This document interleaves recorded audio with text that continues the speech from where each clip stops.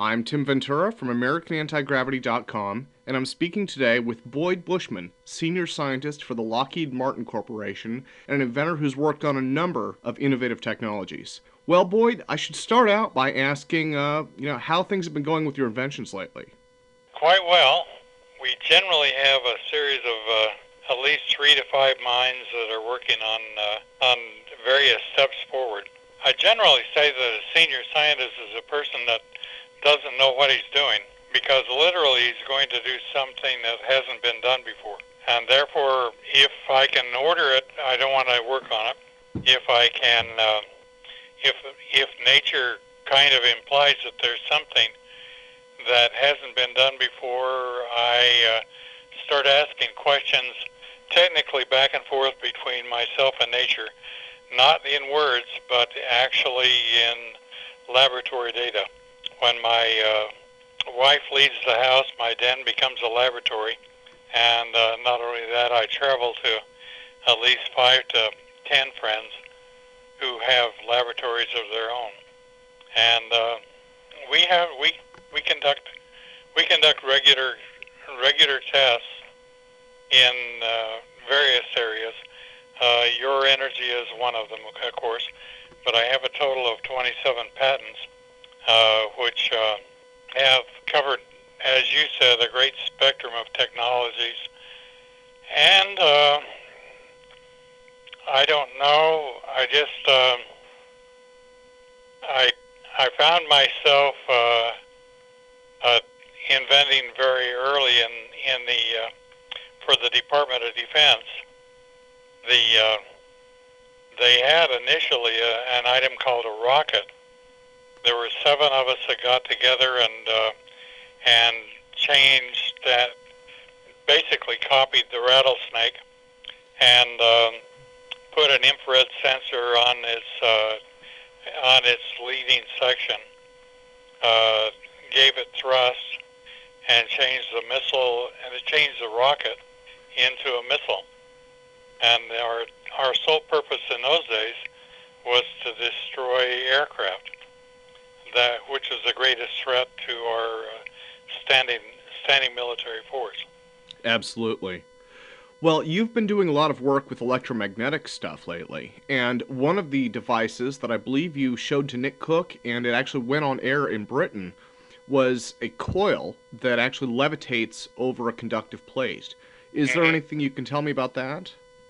Well, the thing that's innovative about that is the fact that it levitates and stays levitated in a DC form. The force, there are many applications whereby conductors and non-conductors have demonstrated a force, but the concept of having the force literally elevate an item that would stay elevated and fly was rather unique and different. I simply put that together, demonstrated it to my concept that it would work in that mode, and therefore I don't like to give interviews unless I demonstrate something new and exciting, and therefore I did that for Nick. However, that is only phase. The most exciting thing was the fact that we identified that I can get a spark from a Tesla coil to go through a crystal, like a standard pointed crystal that's 18 inches or so, and it goes through without decreasing its intensity of spark. We all of a sudden verified, therefore, if we go up to high energies and high frequencies, that many of the things that we say are conductors and are non-conductors reverse their whole mode of operation. I believe that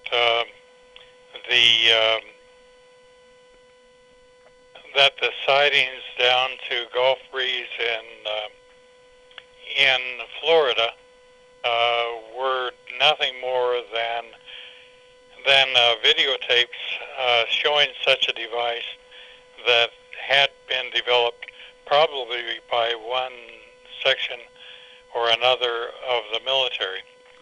I, to my mind, have verified that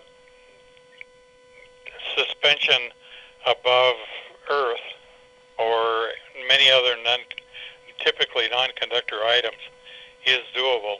The Gulf Breeze sightings actually had coils we could see up on the inside, and they were rising to at least maybe 5 to 10,000 feet. Total of a series of 3 to 5 of those were photographed and documented very well. The people that put it together for England on Channel 5 chose to go back in their archives and pull out the videotapes from Gulf Breeze in Florida. And I've been there, and everything looks very plausible in order to obtain that quantity of propulsion. To interject for just a second, the device that you described to me reminds me to a great degree of a Lenz law levitator. And from experience working with to me, Lenz is nothing more than saying, okay, I can have a magnetic field, and I can bring it in proximity to a conductor. And then all of a sudden, well, I shouldn't say conductor, because you can't bring it next to iron. You bring it together, any of the other conductors.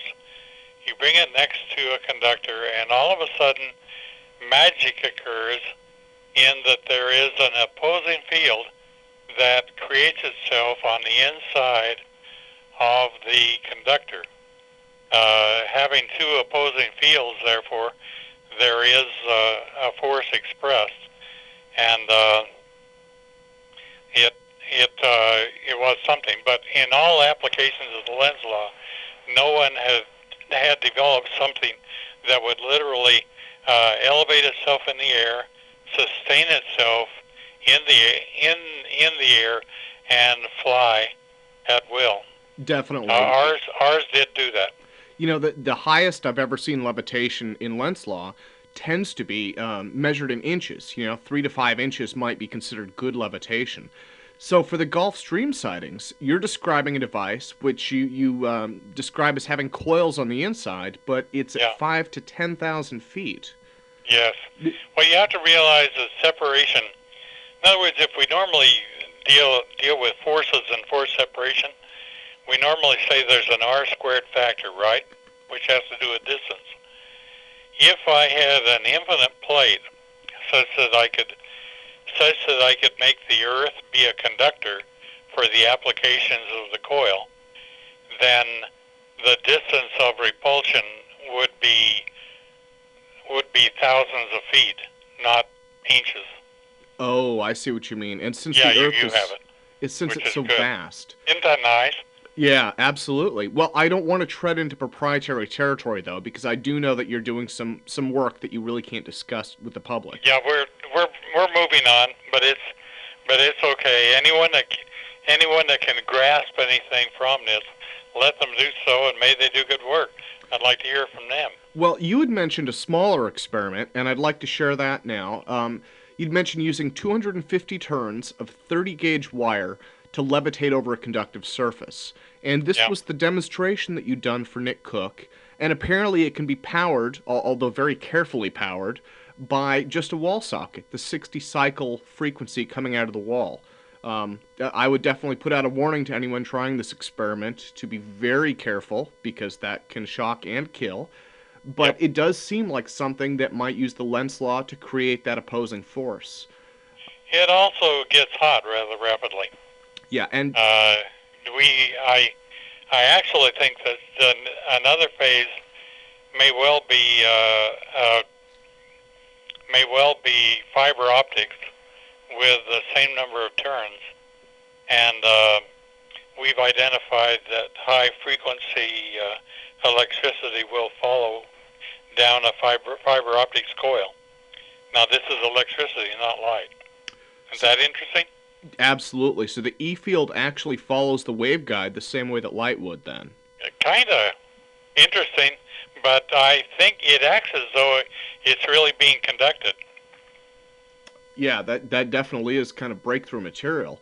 Well, Right. and the idea of being able to levitate at 5 to 10,000 feet by changing some of the dynamics, if the Earth is just a single large conductor or if it can be interacted with in that manner, I guess it is reasonable to assume that given the correct frequencies and power, that someone would be able to levitate something over that. Well, see, Tim, we're trying to ask a fundamental question, and that is ground ground? Uh, if you look at it very carefully, you say, what is the charge of the Earth? And the solar wind is coming past, and literally, the the it's come. The sun itself, as it sends those particles out, is so hot that the outer electrons are stripped. Right? Absolutely. Okay. Therefore, that is coming may well be charged either positive or negative. I don't. I have all the data from the satellites. My problem is they tell me how many particles they're running into, and and they are saying charged, but they don't say whether they're positive or negative. But if they're positive, like I suspect, then I suspect that the Earth is floating in positive a positive bed, largely positive. And if that's really true, and if our atmosphere is a non-conductor, then by capacitance, the Earth should be negative. Well, that hypothesis ties into the HARP project. Yeah. And one of the Uh-huh. ideas, I believe it dates back to Tesla. Tesla had Yeah. actually looked at the Earth as a capacitor. Hmm. I've also seen designs from the 50s that involved charging up. The diagram was a large silver spaceship, kind of a Buck Rogers deal, but they wanted to put a net charge on that and hoped that it would rise to the ionosphere. Well, see, it was interesting to me on Tesla. He did nothing more than as he created his device on the Atlantic seaboard. He did nothing more than a phased charged device. And Admiral Byrd was going to the North Pole. He thought that he could send a beam across the North Pole that Admiral Byrd would recognize. Um, to his disappointment, he sent the beam, but Byrd came back and did not report the presence of his beam to Tesla. However, we do find in a similar time period that there is a section of forest over in Russia that was totally destroyed. The Tunguska blast. Everybody says it's anti-gravity and it's anti-particles and all the rest of those good things, but it looks like Tesla's beam to me. In other words, he didn't know about the ionosphere at that time, and I think what happened is he overshot and wiped out a part of Russia. But I haven't carried on a date profile in order to assure myself that's true. But it's certainly better than the explanation of anti-particles. Absolutely. You understand? Well, And it would be about the power that you would expect. He was planning on destroying, and as is augmented by the ionosphere, it may well increase the power that much to cause that kind of destruction. you know, this touches on the idea of conspiracy theories. And one of the things that you'd shared with me last week, you actually had some interesting stories that I thought might be interesting to share online. Have any good conspiracy theories that you'd be interested in telling people about, or? Which one of the five do you have in mind, Jim? It's always a toss-up, and I usually steer clear of those because the science seems to be separate. But some of the ones that you've described are, they're great material, and it's always interesting to hear them retold. And you had wonderful views on them as well. One of the ones he'd mentioned was Area 51, and a lot of people are still convinced or wondering, what exactly is going on there. Well, we did collectively investigate everything that Bob Lazar went, but not by calling Bob or going through the process. I'm accustomed on the inside of the military that with high levels of security that I've had, of realizing at least every time we were doing an investigation that we knew would be top secret or above, we always had what we called the story, which is what we were really doing, and then we had the cover story, which was in the event that anyone talked to us, what could we tell? What could we tell them that we were doing? And Bob Lazar's stuff fits beautifully as a cover story. As a story, it stinks, but as a cover story, it's fantastic. And they indeed, the items that we identified by independent investigation were that his description regarding his work assignment was absolutely proper. That they allowed to be part of the cover story because they knew that we would be able to verify that. His description regarding element 115 being a potentially stable element was allowed to be part of the cover story. And there turns out to be a zone around 115 that we've known for years, 50 years at least, that there is a stable plateau that points down to the large elements.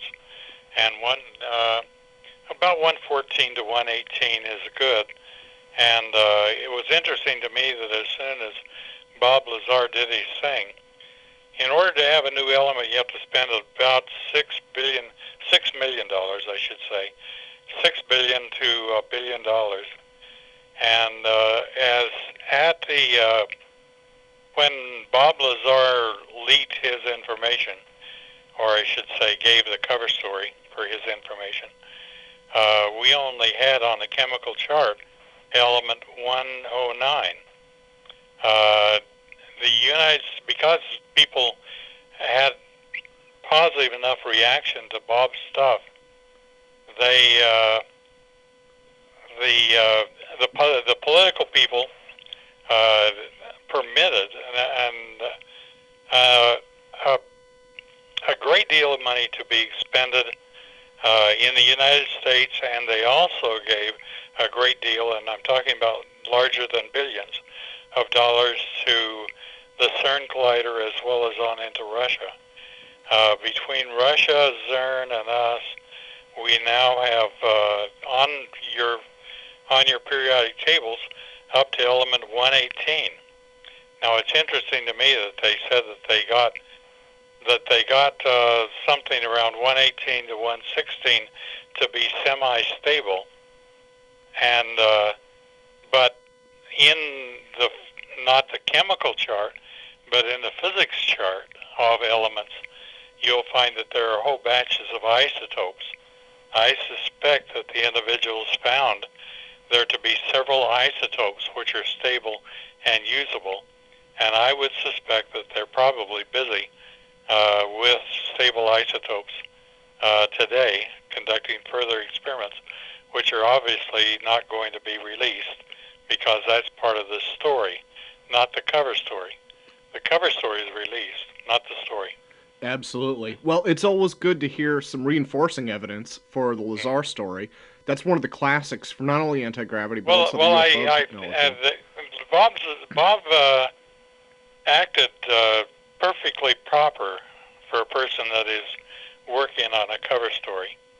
I've had to use cover stories many times in my life as well, and he's noticed that he had no contact with anyone that has, or the standard UFO people. You know, like there are plenty of people that have published books about contacting Captain so-and-so as he brought his UFO across the sky. And all of those things exist. Bob Lazar contacted none of them.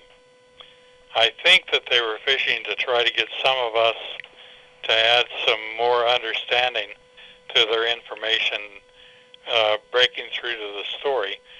But I nor any of my friends decided to give them a call. And you understood and send who the great them are.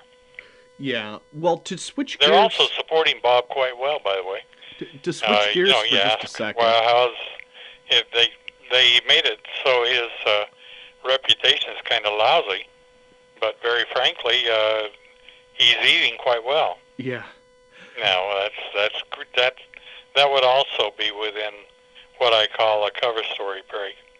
Well, off the topic of conspiracies for just a sec, one of the things that I'd like to touch on is your vision of the future, especially in terms of transportation technologies. Well, okay, let me. We have a breakthrough there. Um, uh, Strangely enough, dear Sir Isaac Newton went through, as he gave us the equation for gravity and all the rest. The key item that Newton had to do was destroy Descartes. Descartes had basically said that what was happening in the planets is if you take a bucket of water and you swirl it around and kind of get it go around like a tornado or a hurricane on the inside. Descartes basically said if you have little chips of wood, they're going around this maelstrom, he called it, or this swirl, and that's what the planets are, is they're just simply going around and round and round on this maelstrom. Well, if that vision was true, you don't need any gravity, because everything is just going round and round and round on kind of a celestial tornado.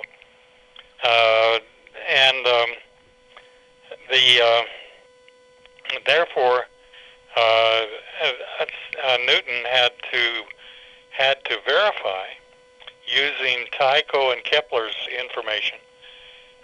He verified to the entire world by very, very detailed mathematics that the planets were not going around in circles, that they were going around in ellipses. Well, if they're going around in ellipses, you cannot have chips in a maelstrom as being rationally what things are. Okay, so everybody said, well, okay, fine. How are they out there? And he basically said, here's gravity. And he basically presented that very well. But he also said, here's centripetal force. Okay. However, in order to prove that the planets are going around in ellipses, he had to do a little bit of an integral calculus. When he did the integral calculus, he invented the binomial series as a means of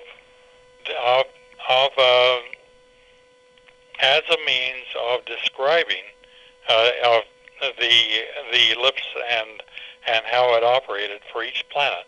By the way, they all don't go in the same ellipse, of course. They're much different one from the other.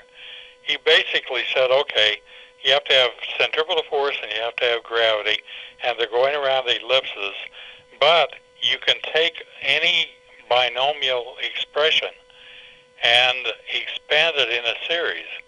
What's interesting is Einstein came along a little bit later, and he had a term called 1 minus v squared over c squared expression to 1/2 power. Well, that is a binomial expression. And if you use Newton's expansion on that, you can find out that term number 1 in the expansion comes up with E equals mc squared. Term number 2 comes up with kinetic energy and potential, and 3 is potential energy. 4 goes down to I'm not getting these in the exact same sequence, but you can indeed take the whole series and taking 1, 2, 3, 4, 5, 6, 7, you can calculate within an order of magnitude uh, the Einstein's equals mc squared. You can handle kinetic energy. You can handle potential energy.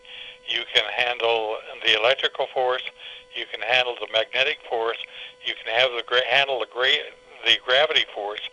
And then there are, continuing on, at least 7 other forces that we have yet to name. This almost sounds like string theory. Except worse. Uh, and as you work with the binomial expansion, you can find that the probability of having the term beyond gravity be the the negative gravity that is pushing the galaxies apart, being there. And gravity is a very small force, but planets and suns are large. Well, the anti-gravity will even be a smaller force, but galaxies are even larger. And therefore, that force working between galaxies can be larger than the other forces, only because of the economy of scale. If anti-gravity as a do you like that? Yeah, it's actually a wonderful description. But if anti-gravity is even weaker than gravity is... No, but realize that there are 6 other forces beyond that. And each one of those will have their own characteristic, and they will express themselves differently than gravity, different than electricity, different than magnetism, different than the atomic force and the atomic forces. Well, do you think that... And those have yet to be identified. Do you think that in the next few years we'll be able to see transportation based on these technologies or the mathematics? We're headed that direction. We're trying to talk to nature now in those forces terms. And one of these days your car may not have wheels. Hopefully so. Well, I don't know. You didn't come to work on your horse.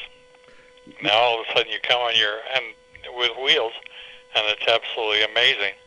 And at any rate, the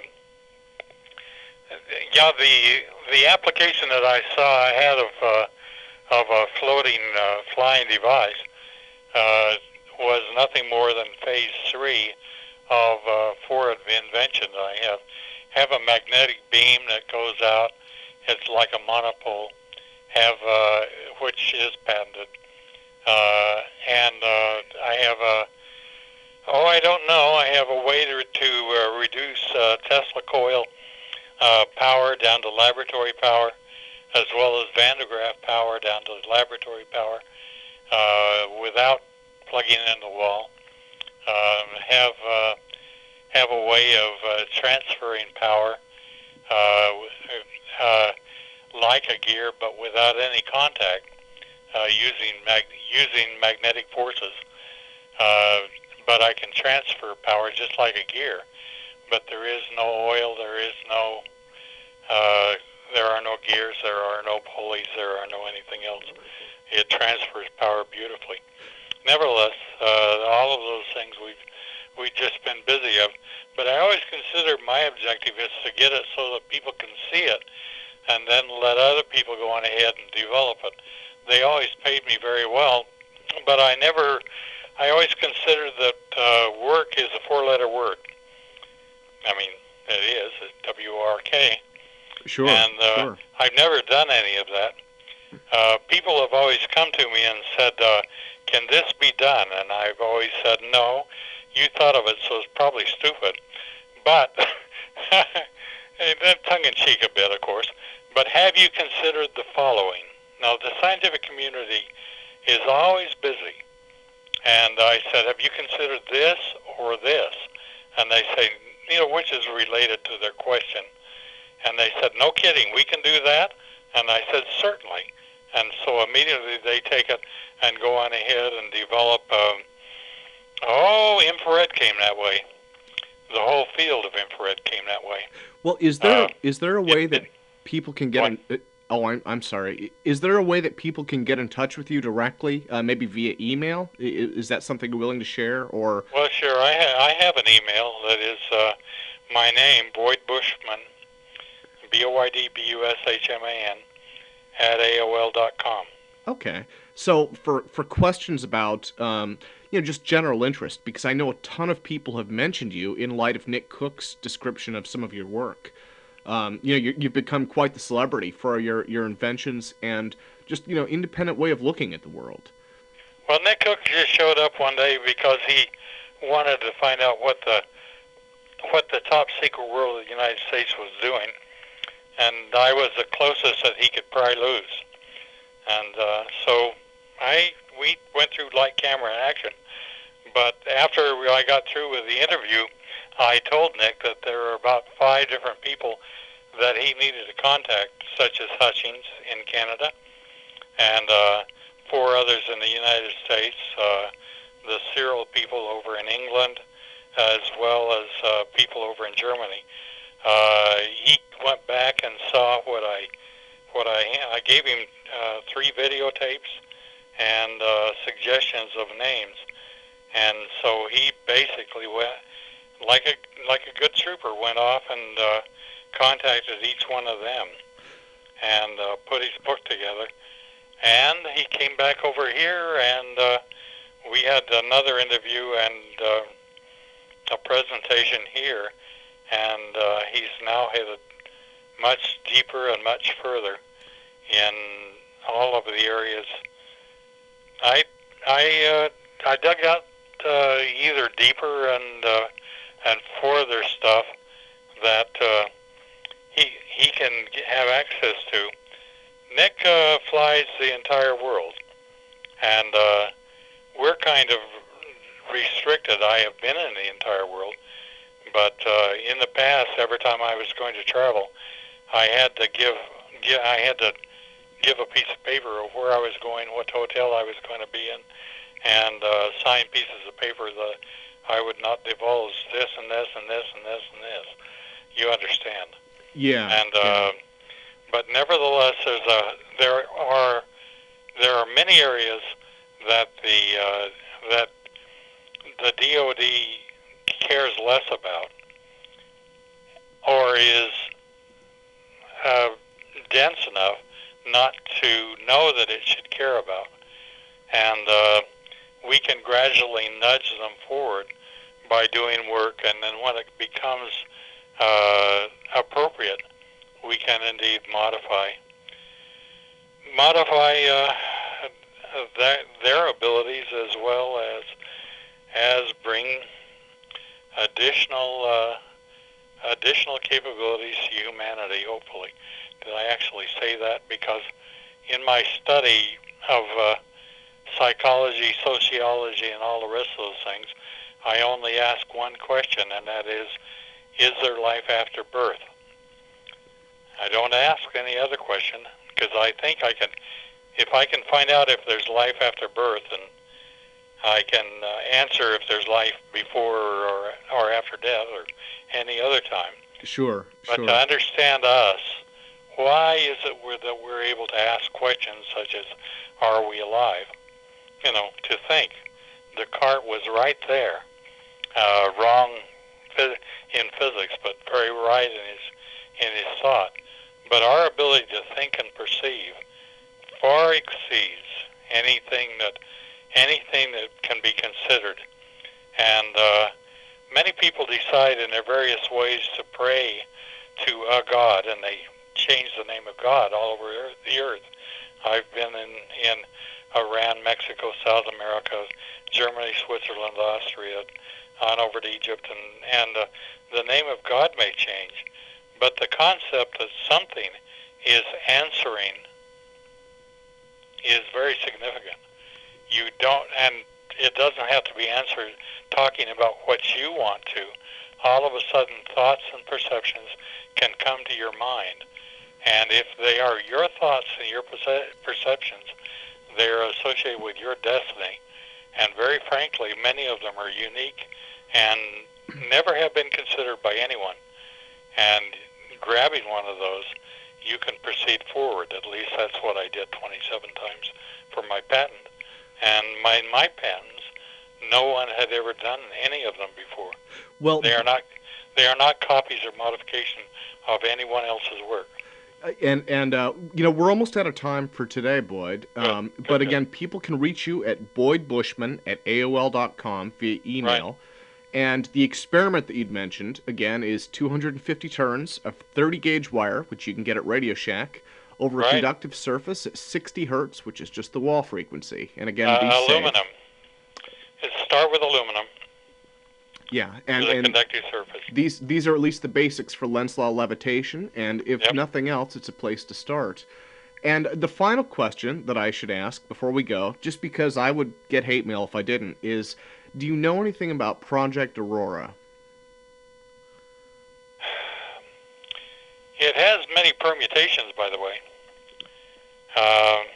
And there is, I am actively working since